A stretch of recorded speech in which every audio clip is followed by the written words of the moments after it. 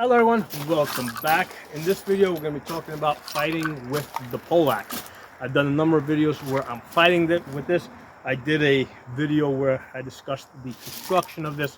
So in this video what I want to do is I want to talk about some of the things that you need to know before you start learning how to use this.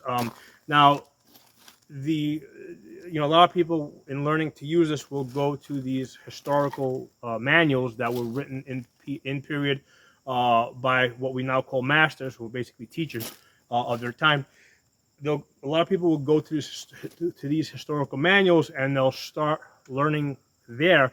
But important thing to understand is that these historical manuals, right, were written for people that already knew how to fight. Okay, so the purpose of these historical manuals was to take people that already knew how to fight with the weapon and make them better, right? So we gave them tips to make them fight better. So I think it's really hard to learn how to fight with the poleaxe by going to a manual, right? Reading a certain technique and then saying, okay, I'll try to apply it to this weapon. I mean, you might learn the technique, but it's, just because you know the technique, right, and you can do it in the drill, doesn't mean that you're going to be able to execute it in an actual combat type of situation where you've got somebody swinging at you at full power and full speed. Okay, so to me, it makes a lot more sense to basically get into armor, learn to fight with this. All right, get comfortable with just some very basic things about fighting with this. And then, look in these historical manuals, right? Pick a particular master and say, okay, let's start off with this technique. Let's drill this. And now let's try to apply that technique into my fighting the next time I'm going to practice, right? Do that for a couple of weeks or whatever, a couple of months, if that's what it takes. And then down the road, say, okay, let's go to the next one now. Okay, let's try to add that one now into my fighting. I think that's going to, I think that people will learn to actually apply the techniques a lot better that way, rather than just like, looking at one of these historical manuals and basically just studying each technique that's given, and just going from one to the other to the other to the other to the other, and then just like kind of drilling them. Because yeah, you're gonna learn how to drill all these different techniques, right? But then applying them to an actual combat situation where you're actually fighting somebody that's trying to beat you is a whole other story. So the first thing to know about this, this is a mass weapon. Okay, so this hits hard, and the hitting hard part is really important as far as being able to learn the techniques and apply the techniques, right? Because if you're drilling this under very controlled circumstances, and then you get into a situation where somebody's really trying to chop your head off with this, it's gonna, that technique is not going to work out so well for you. So I did cover this in a different video, but just really quickly, the way this particular weapon simulator is constructed, it's got a rattan shaft here, and then the head here is made out of hard rubber, does not compress, okay? And then on the blade edge here, what I did is I took another piece of rattan, I split it like this, and basically I put it, I kind of cut it up into little sections, and I applied it here, and also I applied it here, and I also put it here, right? So this represents the langets, right? So the reason why I wanted to put the langets here is because a lot of times when I'm hitting things, this is like, especially if I'm hitting a shield, this area here makes contact. So aside from the fact that it makes it more historical in the sense that this normally would have been a piece of steel over here, right? That would have came down. What it also does is it protects the main shaft. Okay. So this whole thing here, right, the whole weapon weighs about 4 pounds. So this weighs about 4 pounds, which is within the parameters of what this thing would have weighed historically.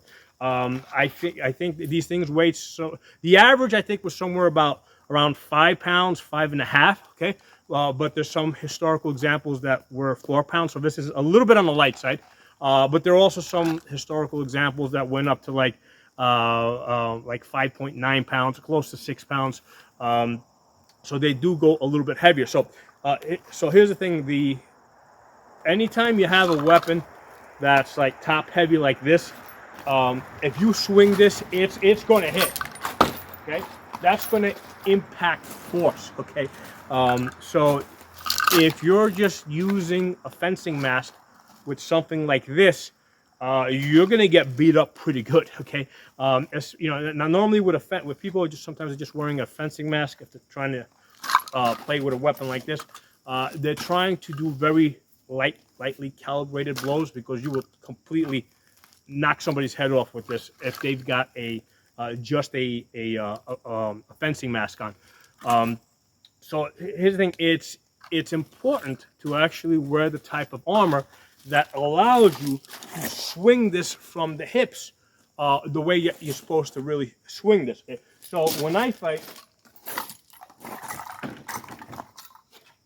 just to give you an example, the helmet that I wear, okay, this weighs about 9 pounds. Okay, so there's 9 pounds of stainless steel. Okay, and if you notice over here, there's a reinforcing plate in the front over here, and the reason why I had that added is because this was getting dented. Okay, so the mass of the weapon is really important. I'm sorry, the mass of the helmet is really important, because you need something that's heavy that's going to absorb the impact. Okay, so it's you know, mass matters when it comes to a helmet, because if you don't have a heavy enough helmet, you're going to get a concussion, right? Because the fact that this is so heavy, when it hits it, you know, that's what kind of absorbs the blow a little bit, so the impact on my head isn't that much. Okay, so weight is really important when it comes to a helmet.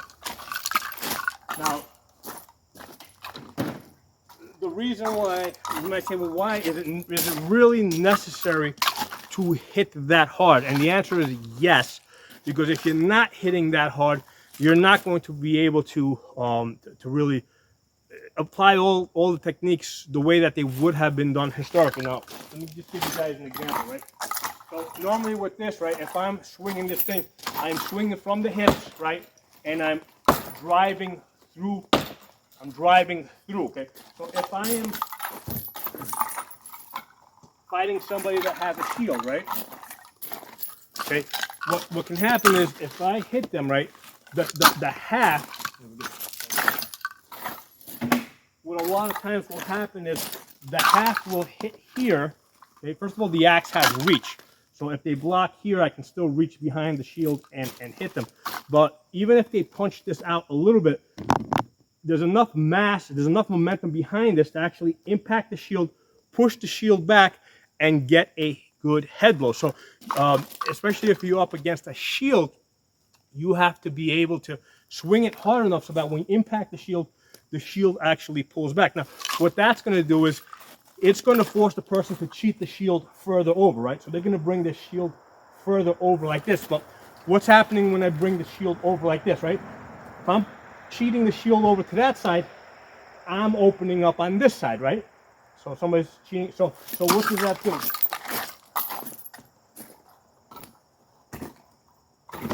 If the person's aware that I'm going to hit them hard, right, because I have a grip like this, right, and I go like this, they're gonna, in this case, right, they're gonna cheat the shield back, right, because I'm attacking from this side over here, right. So if they know that the blow is, depending on how I'm holding this, right, they know if I'm going to strike them from here or if I'm going to strike them here. With the poleaxe, it's very hard to switch directions, right? So I can be here.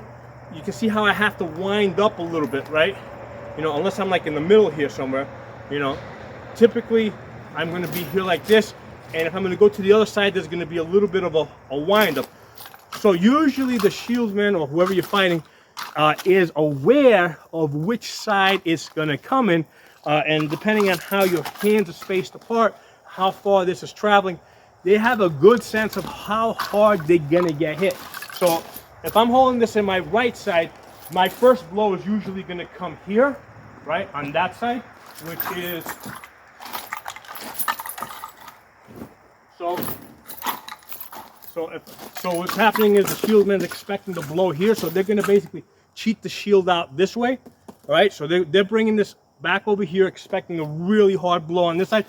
They're opening up over here, right?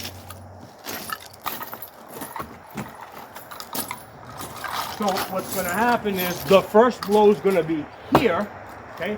I'm going to cock up for the second blow is going to come here, and then boom, right? I'm going to hit with the back of the axe to the side that they opened up, okay? So the purpose of the first blow is to open them up. Second blow is going to come high. It's going to come over their head, and then boom, it's going to come back, and it's going to hit them on the other side. So again, we're talking about things here that you want to know before you start reading these manuals. So the first thing that you guys learned right there is that it's a lot easier for me to if I want to attack this side here, right? It's a lot easier for me to swing short and just come back with the back edge, whatever I got here, right? This has a hammer. Sometimes it could have a spike. Sometimes you might have two axe heads, whatever it might be, right? Right. So if I'm here, if I want to attack the other side, I'm just going to swing low and then boom, come back the other way. So it's a lot faster for me to do that, right? Come back here and then, rather than go from here and then try to turn it over like that, okay? So your back cut is a very effective way to hit the other side, as opposed to like with a sword. With the sword, because this is lighter, it is a lot easier for me to go there, right? I can flip this around from one side to the other. Okay, I mean, I'm typically not going to come back with a back cut on the sword, even though it can be done. To attack the other side, I'm usually going to come here, flip the sword over to that side over there, right? So I can go from one side to the other side. Okay. So that's one of the things. The first thing is that you got to know that it is a lot easier to just come back with a back cut rather, with the poleaxe, rather than try to roll the whole thing over. The other thing is that it's also a lot faster. Like from here, I can pull back and go to a thrust, okay? Because there's a top spike over here. I can also thrust with the point of the axe head here. There's also a butt spike over here. So from here, rather than attack the other side like this, it is faster to attack, come back, boom. Okay, so typically with the shield,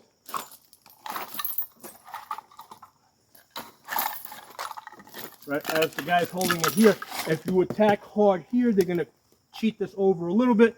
That will open them up to a quick thrust over there. So the thrust is going to be really quick over there. So from there, attack, pull back, boom, and you can follow it up with a step. Here, step to the side, boom. You're going to get into that opening, okay? Now, other thing that you want to know, again, before you start looking at historical manuals, okay, the butt spike is also going to be really quick, okay? So the butt spike is here, especially if he starts closing in on me. You're going to come back with this arm here, and then boom, okay? Okay, so again, using the butt spike is going to be a lot faster than rolling this over to the other side, okay? All right? So now, especially if you have a shieldman, okay, they're going to try and close in on you, because if they stay at range, basically you have a situation now, right, where they got a shorter sword. They're able to, basically you can hit them, but they can't hit you. So the shieldman in particular, or anybody that has a shorter weapon than you, is going to want to close in on you, okay? So you take that first shot. If they block it, a quick follow-up is your butt spike, right? Here, just to thrust them there, okay? So that's the other thing to be aware of. So as far as speed, right, you can see that going from here to there, that's going to be your slowest shot, okay? Now, you still want to have the ability to do that. So that's going to be really important in determining how long your shaft is and how heavy the head of your axe is going to be, right? Because, for example, if I kept the same weight, the same head over here with the same weight, and I made this a foot longer, right? Now, all of a sudden, it would be really hard for me to hold this at the end over here, right? And be able to go from there to there to there, because I can even if he's closing in, I can still backpedal and I can take shots, and move around, right? So I have that ability. So I wanna pick the length and the head weight that will maintain that option, right? This may not always be the best thing to do, but I want to maintain that option to be able to hold my hands here together and take advantage of the full length of my pole weapon, right? Whatever it is, right? This one's about 6 foot tall. You know, if you got one that's you know, that's longer or shorter, you want to have the ability to take to take advantage of the full length of it. Okay. Now, when I first started using this, I had a tendency to hold it here in the middle, right? Which is something that you will see a lot of people sometimes start off with. The problem with this is I'm giving up that length, okay? So what would happen is a lot of times I'd be facing off against somebody, and I've got this grip over here, right? So the reason why would I take this grip over here? Well, this gives me the equal ability to do this or do that, right? So I have equal reach, right? If you think about it, from this position here, I got equal reach there, equal reach there, right? If I'm holding it here, I've got reach there, okay, but here I have less reach, right? So I have to change my hands in order to get that reach, okay? So this grip here is set up so I can use either end of this without having to move my hands too much, okay?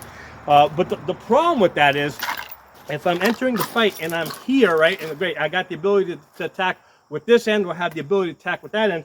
If somebody's holding it here, as I'm closing in, they're going to take a free shot at me, okay, before I even have the chance to hit them, okay?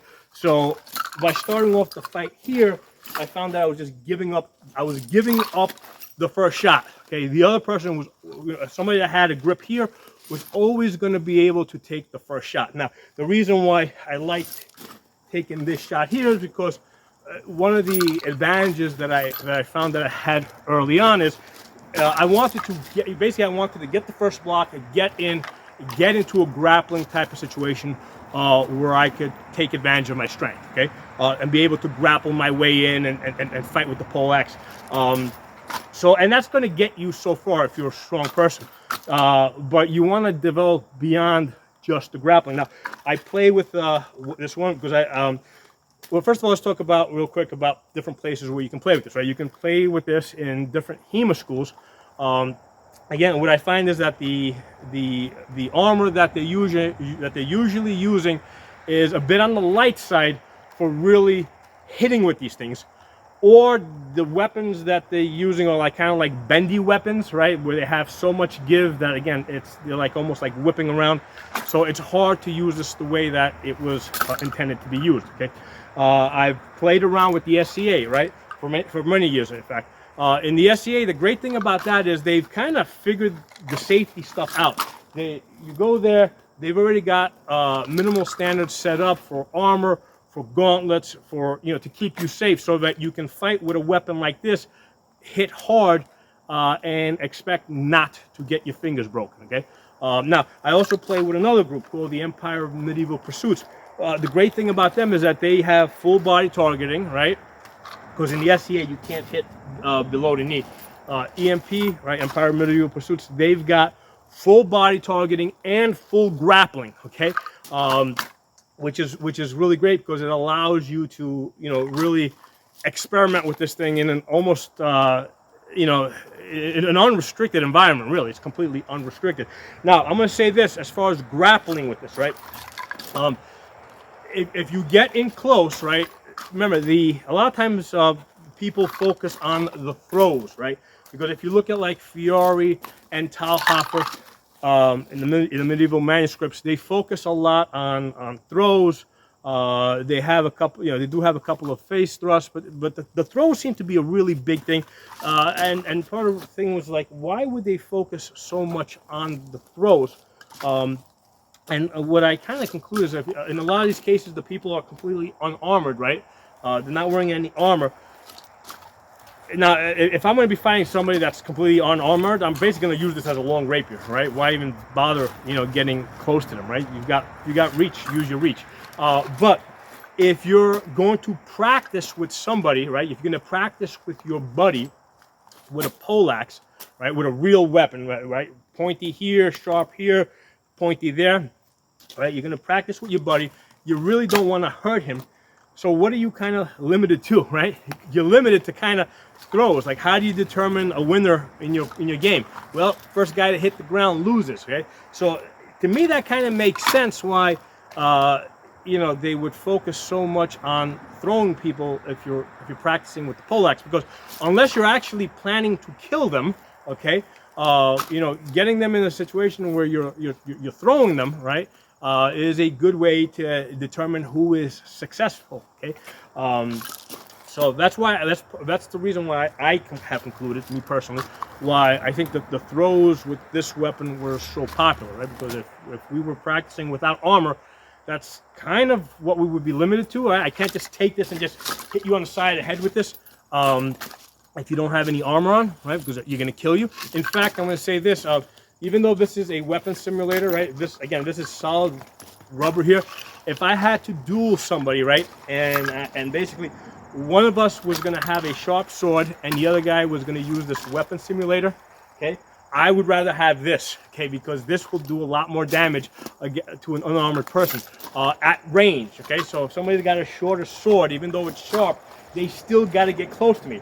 You know, this is still, you know, even if you hit somebody with the wood over here, right, you're hitting them with a club, okay, which will crush their head. And again, I've got a wooden reinforcement here. I'll show you guys what that looks like. I took the you know, piece of rattan here. I split that and I put this on the edge. The reason why I did this is because, remember, normally when we fight, we're using these 9-pound helmets. And again, to some extent, we're sort of overprotected. So what we refer to this as a clacker, right? Because when this hits the steel, this makes a sound that the person inside the helmet can very clearly hear. Okay, so one of the things that I found is when I was just using this with the rubber head, even though it was solid, a lot of times people weren't sure if they got hit. You know, a lot of times, even though their head got jolted a little bit. You know, because remember, especially if you get into a wrestling type of situation, right? If you get into a wrestling type of situation where you're in close, and I've got this over here, and I do something like this, okay? You know, they may not realize if I hit them, or maybe a part of my arm hit them or something. So having the wood over here on the edge, when it hits the steel helmet, makes a very distinct sound that people are able to recognize and know they've been hit, okay? And it wasn't just like some incidental, you know, my arm or something hitting them, okay? So as I was saying, if I was going to duel somebody, right, and I had a choice of using this or using the sharp sword, right, I would use this, because against an unarmored opponent, even this training weapon here can do some serious damage, okay? Actually, let me take a short break, and I'll be right back. Okay, I want to talk a little bit now, because we talked about fighting somebody with a shield, and I explained how, like, especially if you're fighting a shield, man, you know, a lot of times people focus on attacking around the shield. I want to hit that shield hard enough to actually move it, okay? But the same applies if I'm fighting another person with another polearm over here, right? I want to hit them hard enough that I actually move this out of the way and I can thrust through, okay? And that's like one of the first, I think, Lichtenauer techniques, okay? So if anything, right, if you're going to start working with the manuals, this is the very first thing I would advise that you start working on, right? You know, lining up with somebody over here, right? And here's the thing: if you're standing right in front of somebody over here, like, you can't hit them, they can't hit you, right? Because, you know, basically, fighting with a polearm is really about controlling the center. Okay, this is the center over here, right? Both of us are defended, right? But if I take a small step over here, I can hit them.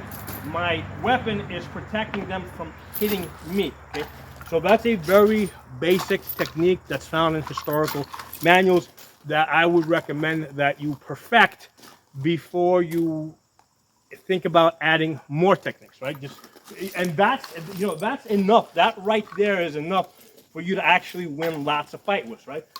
You know, either by stepping to the side, right, or hitting this and then thrusting through. That's the other thing, right? Hit that to the side and then thrust through. That's also another very basic technique that, you know, I would say like almost perfect that, and then start going through these historical manuals of whatever master you're interested in working with, and work with them, right? And I'm sorry, and start adding additional techniques. But all this stuff is gonna work itself. Is gonna be a lot easier for you to learn, and it's gonna make a lot more sense if you're actually able to hit, right? If you're actually able to hit somebody's polearm. Now, one of the things I have found with the poleaxe, I can actually, instead of just hitting with the shaft, right, like I would with a spear, I can also use the head, right? I can also push with the head over there and then follow up with a thrust, right? So that's something that I have found to be really useful with the poleaxe. I can also use the top of this to push somebody's weapon aside. The other thing is when I'm thrusting at somebody, instead of just targeting with this, I generally target this area over here, right? This is the area that I target, and I'm trying to get him like this because, especially with the big helmets, right? Either this is going to hit, or if they try to move to the side, this is going to hit. You know, so to me, it's like the great thing about the poleaxe is you have a very big thrusting area. Anything from here to here is going to catch something over here, and it's gonna thrust. You know, you're gonna get that thrust. Okay, so that's one of the things I love about the poleaxe. Okay? Let's also talk about hooking really quickly. Again, that seems to be like a very basic thing that all the historical manuals really focus on, especially like hooking behind the knee and pulling. One of the things I have found to be especially useful is hooking the other person's weapon to pull it down and then thrust through. Right, so that's one of the ways that I have found. You know, I have found the bottom of the axe, right, very useful. I have found it very useful for hooking other people's weapons. In fighting against another poleaxe, a lot of times the two heads will get caught on each other, and what I'll do is I'll pull them in and then thrust back out. So again, a very basic technique, something that you can work with on the poleaxe. Okay? Now, what I want to talk about now, which I think is really important, is the gauntlets. Okay, the gauntlets that I've been using for most of the time I've been fighting are these plastic ones, these plastic Kydex ones here from I think Egg Armory. Okay, now I think they do sell them sometimes to other armorers who also sell them, but this is a very basic, simple design that works. The great thing about these is that they're light and they give you good hand protection. They curve around the fingers over here. So the test is,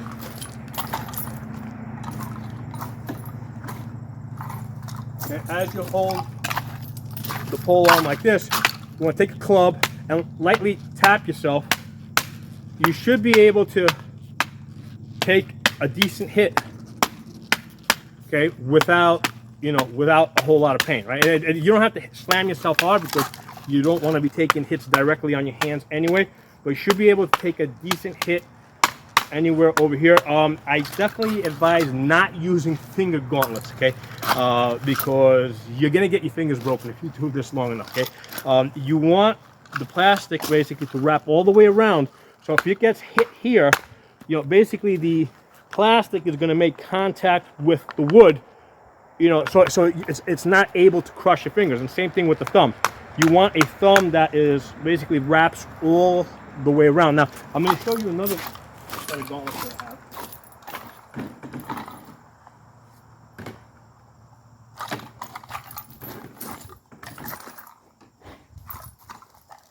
So I've got these really cool gauntlets here that I got from Arm Street a few years back. Okay, now they did come with these really nice padded gloves. The gloves that are inside the other ones are street hockey gloves. Okay, you can get them online. They're like $35. So those gauntlets are like $150 to $200. So the plastic gauntlet itself is like is $150 to $200, and then the padded glove on the inside is from who's this guy? Here you go, meyer. Make sure you guys can see that. Here, that's the street hockey glove that I use on the inside, and you want to get it like, don't get it tight, because remember, a lot of times when you're trying to put this on, your hands are sweaty, they're sticky, so you want to be able to get these on, so you get the large gloves, unless you got really tiny hands. So let's talk about this versus this. Okay, so the nice thing about the plastic ones, they're lighter. Okay, so on the head we said we wanted weight because we're trying to protect our brain. On the hands, you can get away with the plastic. Okay, if you're going to get the steel ones, right, make sure that it has an enclosed thumb. Okay, see how that's enclosed, right? The thumb that came with this gauntlet over here was not enclosed. This is actually an aftermarket that I was able to get and put on it. So you want it to be an enclosed thumb that's going to completely protect it.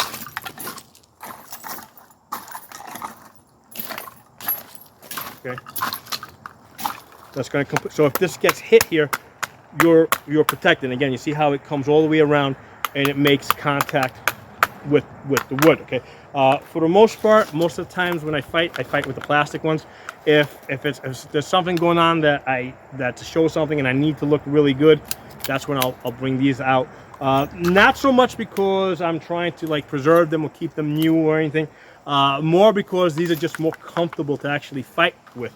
For one thing, like if you see over here, you see how I've duct taped these gloves in there, right? Right. See how I've duct taped? Well, here's the thing with this one over here, right? You see how that's got the leather straps over there? Well, these leather straps, when you hold this here like this, they actually add to the thickness. All right, so gripping this with the duct tape is a lot more comfortable than gripping this with the leather straps. Now, a lot of people, what they'll do is they'll actually they'll drill holes over here and they'll sew the glove into the gauntlet, which is great, but it's time consuming. And the problem with sewing it in is that eventually it's going to rip. Okay, and sometimes the stitching rips, but sometimes what happens is instead of the stitches ripping, the glove actually rips. Okay, so I pretty much decided to avoid that by not stitching it in, by using the leather straps. So so anyway, like I said, me personally, I prefer fighting with these plastic ones. They work great. These obviously look better. They're more expensive. Now these, when I got these were like $350. With the price of everything going up, I mean, most of these days when you get gauntlets, they're going to be like, if you're getting like stainless steel ones like these, you're looking at close to $1,000, right? So $150, with the glove, $200 versus like close to $1,000. So this will get you a good, this will get you a lot of mileage. Okay, so this is a good place to start. So the original, if you look up gauntlets, Egg Armory, you'll see these, but you might also see them at different, because they also sell them to other armorers who then sell them. But that's what these are normally referenced by, Egg Armory gauntlets, right? And actually, you can even see over here. You see the little holes over here that they have.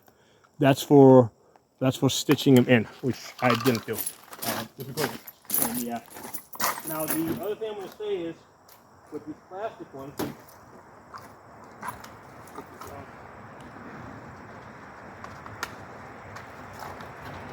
This is also what I use when I fight with the monster, right? Because they're very flexible. I can turn the sword over, come down, right? I can actually do like Shido House, right? I can do Shield House. I can turn this over like that. Right? So these offer a good deal of flexibility. Okay. As far as like the only thing that you can't do great with this is if you're gonna bring the thumb out like that for like a Zwirchow. I just cheat that. I don't do it. I just keep my thumb as it is. The idea with the thumb out is to give you more reinforcement. I just don't need it. I'm strong enough that I'm perfectly okay with just keeping my thumbs over there and work down to either side like that. So that's just not an issue for me. Okay, so there's some things for you guys to think about if you want to start fighting with poleaxe.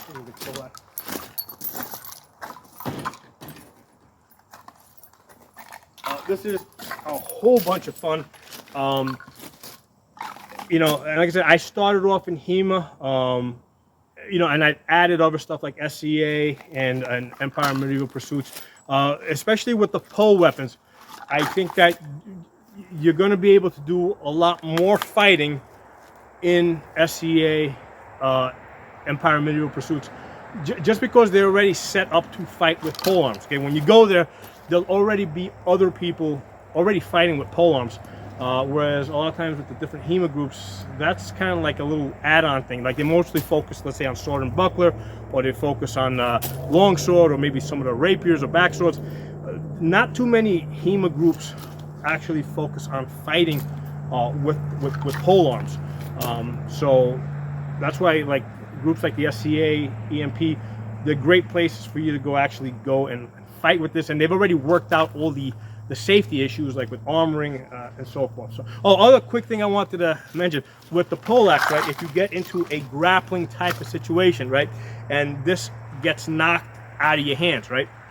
Because one of the things that I try to do is I want to hit somebody hard enough that, you know, that I actually knock it out of their hands, right? Especially if you're coming in on this side, because if you're going this way, you're knocking it into my hand, right? But if you come in from the other side, so that sometimes makes it, you know, let loose. So what happens a lot of times, you know, as you're fighting, you can lose your grip on this. Now, one of the things I have done to make it easier for me to not lose my grip is, first of all, the gauntlets are as thin as possible with the tape over there, right? And what I do is I actually rope the tape. I actually, the duct tape, I actually rope it to make it a little bit stronger. But what I also do is I shave down the haft. Let me give you guys a look at the haft. You see how I have it shaved down? That gives me a sense of edge alignment, right? So I almost never hit flat, right? I always know where my edge is, even if I'm coming around this way. I always know where my edge is, just because I can feel it. You know, I can feel it in my hands, right? I can tell where the edge is. But the other thing I want to say is, if you do lose your grip with this, right? So let's say you're fighting somebody, right? And this gets knocked out of your hand, or maybe this thing gets dropped completely, right? A lot of people will say, well, you're going to go to your backup dagger, okay? Why go to the backup dagger? You've got a weapon already here in your face, in your hands. You can punch somebody, right? Because typically we're fighting with an open face helmet, right? So even though this has a bar grill here, right? This bar grill that you see here is basically for my personal protection, okay? This is assumed to be an open face helmet, okay?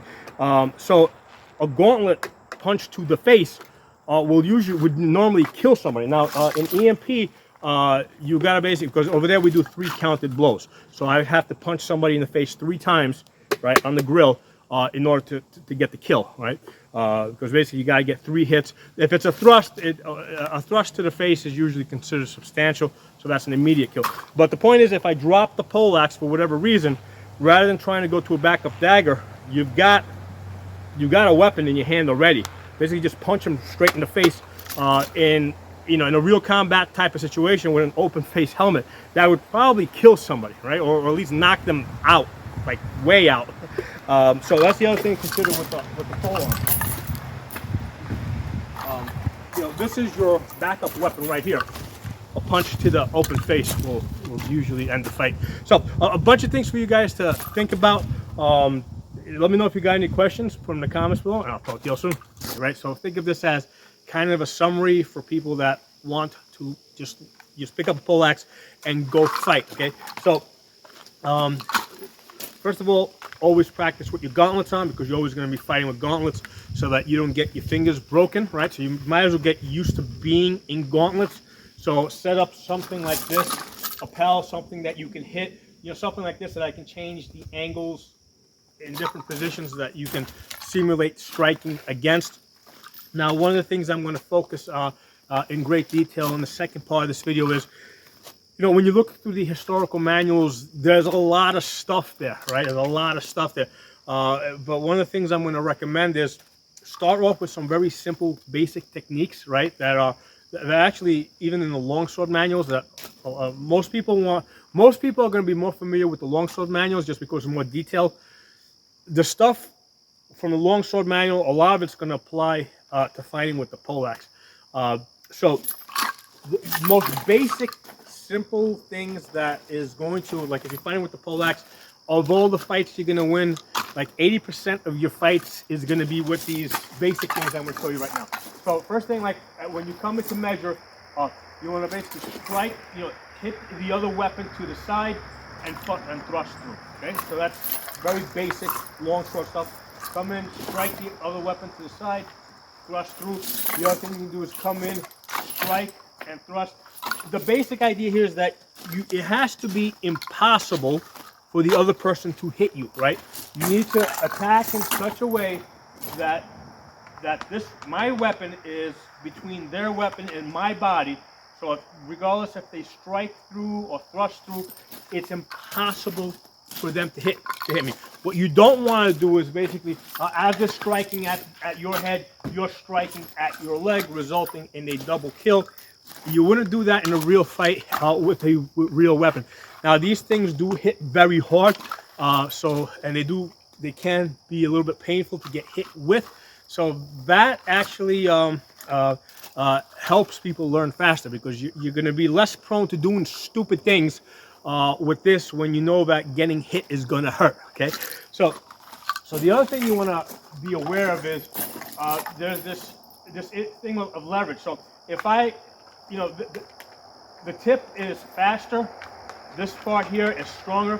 If I can place my haft near their tip, I have more leverage to push them to the side and thrust through. So practice playing with the different parts of your shaft to gain leverage, so that you can push their weapon out of the way and thrust through that. Okay, so there's 3 very simple things there. Before you look at the historical manuals and look at all the dozens of techniques that each master has, I would say just master these 3 things, right? Because even after, in my opinion, even after you've learned every single technique and every single historical manual to date on the poleaxe, right? In most cases, you're going to come back to these 3 very basic killing techniques, right? Where you're either striking to the side, thrusting through, you know, stepping to the side, making your cut while you're blocking. The butt spike is also, here's another thing that's going to be important for you guys to know. As I stand here like this, right, my head is very easily protected, right? The place that I'm open is on this side here, because if somebody tries to attack me here, it's really easy for me to block to this side. Now, with the poleaxe, right, or with a mass weapon, if somebody strikes me really hard on this side, it is possible for them to hit my weapon so hard that it actually moves it to the side. So that's why when I block, I'll usually block like this, right? So that I'm essentially cutting into their strike, right? So I'm blocking into their strike. So even if they hit me really hard, I have a comfortable margin of error. So if I'm holding this in my right hand, it's a lot easier for me to block to this side than this side, because here, right, pay attention to this area here. I can bring this over so that my head is blocked, but there's an opening right over here where, you know, that another experienced polearms man is going to attack, right? So here I can basically, you see how far over I can bring my axe head, and they can still hit me on the shoulder over here. Okay, so if you're right-handed, this is your opening over here. The block is here, right? So if I'm right-handed and I get a sense that somebody's going to attack me on that side, my block is here. The whole thing has to come over here in order for me to block. Now, usually I have a very good sense of which direction they're going to be attacking in, because the weapon is longer, there's a bit of a wind-up involved from going from one side. So if they're holding the axe in their right hand, they're probably going to attack me somewhere on the right side. To go to the other side, there's this, you know, there's a bit of a wind up, right? So I can usually see that coming, which gives me plenty of time to bring my shaft all the way over, and in fact turn all the way over like this, right? So that's one of the things to be aware of. If you're holding it right-handed, your opening is here. If I have it in my left hand, if I'm a left-handed fighter, then the opposite is true. My opening is here, because I can easily block to this side. Here, I have to really turn my body like that, okay? So again, this is one of those things that you have to be aware of if you're fighting with the polearm, you know, with a poleaxe or glaive or any other polearm, a Dane axe, you know, a great axe, any type of a staff weapon, a partisan. Okay, as you hold it, if I have this in my right hand here, this is my weakness. I have to bring this way over. Now, as I'm holding it, if I'm holding it like this, I have a reach. You know, this gives me reach.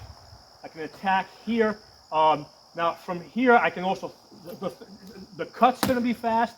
A follow-up thrust is going to be fast. Okay, coming to that side is slower. And also, if they beat down my weapon and get my arms crossed like this, I'm in a really bad position. Okay, so usually what I'm going to do is, if I'm going to attack the other side, right? Like I'll go as far as here, right? This is usually as far as I'll go. Right, because normally I'm attacking here, right? I'm pretty comfortable attacking all the way up to here. I really don't want to get any further, because if they press me down, I'm really screwed, okay? So if I want to attack on this side, what I will do is I'll come over and I'll back cut, okay? So if I want to attack this side, it's a lot safer for me to do that rather than to do that with my arms crossed, okay? So what I can do is I can, if this is where their weapon is, I can blast through here, right, push that to the side, and then come back and strike the head, okay? So that is a good way for me to attack the other side of the body rather than cross the arms over, okay? So that's one of the things you want to be aware of with the poleaxe. Now, as far as the butt spike, okay, that's also, if I'm here, right, if I'm here, what I'll do is I'll slide my hands up and then thrust here. Now, the thing to be aware of is, if I'm here and I do this, now the open, because now I'm covered on this side, the opening is here, okay? So, whereas here, my defense is strong on this side, weak on this side. When I turn this over like this, now my defense is strong on this side, weak on this side. So you gotta know, depending on how you're holding this, where your defense is stronger and where it's weaker, right? So if I'm here and I come up with a butt spike, okay, if I miss it, I gotta know that my arm, this side of my body is open over here, and basically I gotta be ready to block that, because as soon as they see the butt spike coming, they're an experienced fighter is going to be like, block, and then immediately attack this side. So as soon as they see the butt spike come up, okay, if they see it and are able to block it, they know that the opening is going to be here. If they see you like this, they know that the opening is here. Okay, so so those are some basic, very basic things to be aware of as far as fighting with the poleaxe. So now we wanted to add one more additional thing to the video that I did yesterday with regards to fighting with the poleaxe. Okay, now I realize that it's a lot of information. In many cases, I'm kind of going back and forth. If this is something that you're interested in, you're probably going to have to watch this video a couple of times you know, to really absorb some of the information. And some of the information you may just not be able to get, in which case you can just let me know in the comments, and I'll do another video expanding further upon it. So one of the things that I mentioned is fighting a shieldman, right? So let me get a shield out. So if you're fighting a shieldman, right, let's say that he's right-handed, the shield's on this side, okay? So the opening is here, okay? So the question becomes, with the poleaxe, which side do you want to hold your poleaxe? Do you want to have more easy access to this side, or do you want to be able to attack on this side? Okay, so that's what we're going to talk about. So, and if we look on the Bayeux tapestry, we see people with Dane axes, right, or great axes, holding. A lot of them are actually holding it with the left hand leading. Okay, so it's presumably so that they can attack the opening here on right-handed shieldmen. Okay, so it's completely legitimate. Now, I have spent some time working with it, and if I'm holding it in my left hand and if I'm attacking, you know, as a you know, now fighting lefty, if I'm attacking the right side opening over here, I do find that I do get lots of hits, but the problem, you know, there's a problem that occurs when the shieldman eventually, right, if I don't kill him, eventually he's going to close in on me. So the shieldsman's job, right, what he's trying to do is he's trying to use his shield to basically press on my polearm so I can't swing it, right? So if he can press on my polearm so I can't get a good swing out of this, well, now his other hand is free to attack me here, you know, down by the legs. So that's what the shieldman's trying to do. He's trying to press this, press my axe. So what happens is when the shieldman closes in on me, right, because I don't want that to happen, what I'm going to do is I'm going to turn the axe to the side here, right? And what's happening is I'm now blocking on this side. I can block my head up here. So I do have good defense. The problem is offense, okay? I have very poor offense because in order for me to attack, I basically have to turn the axe. Basically, that's the best that I can kind of do. And I'm basically, I'm not getting a whole lot of swing out of this. I mean, I can still get hits, but it's just not that easy. One of the things I can try to do is I can try to use the shaft to hook the, you know, the bottom here to hook the shield open and strike. But again, while I am basically fighting his shield, his other arm is still free to attack me. Okay, so what I found is that if I'm fighting a right-handed shieldman, I want to lead with my right hand. So initially, as the shieldman's coming in, I'm chopping at his head, chopping at his legs. Eventually, if I don't kill him, he's going to close in on me. So now I'm bringing the pole to the side here. This is blocking, you know, my entire left side, and I can bring the axe back and forth over here to block my head over here. He's not going to be able to access this area here because his shield is there, right? Because he can't cut through his shield. So his shield is protecting this part of my body.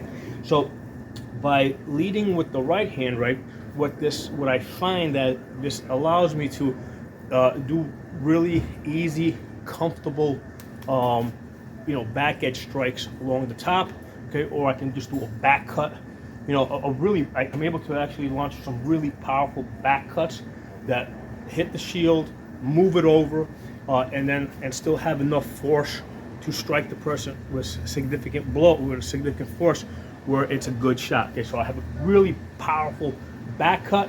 I have this over the top cut that I'm able to do.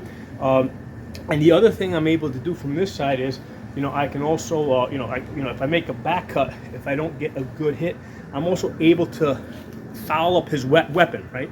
Because he's got a sword. Now the thing with the sword is a weapon of speed, right? In order for the sword to be able to hit with any force, you know, it's got to be, you know, you got to accelerate it, right? So if I can get my axe head behind his shield, like just basically anywhere here over his shoulder area, right? It's really hard for him to strike at my head. If he goes to the leg again, I can lower this. So it's, you know, so I can really foul up his sword arm just by bringing this back over his shield. He's pressing on me over here with his shield, right? So his shield's on my body. He's trying to push me back, but the shield's not going to hurt me, right? You know, especially if I have armor on, the shield's not going to hurt me. Meanwhile, I'm using the axe head here to foul up his weapon and also take strikes at his head. I can also thrust at him. So I have found that it's a lot more, I fight a lot better against shieldmen, right? If I have a right-handed shieldman, I want to basically lead with my right hand. I have a solid defense over here. I can make back cuts, come over the top, foul the weapon, thrust. If I'm fighting a lefty, right, a left-handed shieldman, I'm going to switch. So I'm leading with my left hand now. So everything is going to be the same, right? I'm going to have solid defense over here because the lefty is going to be attacking on this side. Okay, You know, I'm able to make my back cuts, come over the top, reach behind, follow up his sword so he can initiate an attack, and then also, you know, do a back cut and also thrust. Okay, so those are my thoughts on fighting a shieldman with a poleaxe. Now, there's a lot of information I've dumped in this video. If you're interested in this, you're probably gonna have to watch it a couple of times. Some of the stuff may not be clear. You can ask me in the comment section. You know, I can do other videos that kind of focus on you know, that kind of breaks it up and focuses on little bits. And in this video, I didn't talk too much about what the historical manuals say, because I feel that this is kind of information that you need to know in advance, right? You need to know this in advance before you can really start looking at these historical manuals, right? So for example, with the shield situation, as you're reading through the historical manuals, you know, now you have a good understanding of, you know, how, let's say, the poleaxe versus the shield is going to match up, okay? Or, you know, or how the poleaxe is going to match up, let's say, against another polearm, you know, where I discussed that, hey, if I'm holding this right-handed, I have really solid defense on this side.